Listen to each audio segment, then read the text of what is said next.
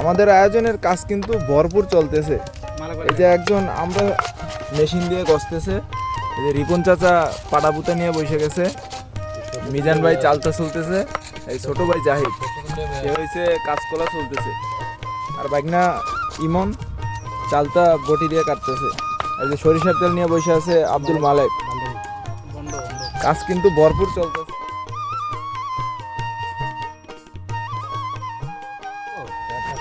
যেগুলোতে প্রথমে চালতা দিয়ে দিলাম এগুলো হচ্ছে আমরা, এই জায়গায় কাঁচকলাও আছে, এখন হচ্ছে মরিচ দিয়ে দিব পরিমাণ মতো। এটা কি সেটা? এটা মরিচ লাগলে পরে দিস। খারো খারো, তুই আউলা লবণ দিস না। আউলা লবণ দিয়ে হিলকা কিন্তু মার্ডার করে লাগছে। সরিষা বাটাটা পুরোটা দে। সরিষা বাটা এখন দেখ কালো লবণ লাগলে দিব। এবার আস্তে আস্তে পুরো জাহিদ আমরা হাত চেটে চেটে খাবো, এত সুস্বাদু। নাকি ভাই?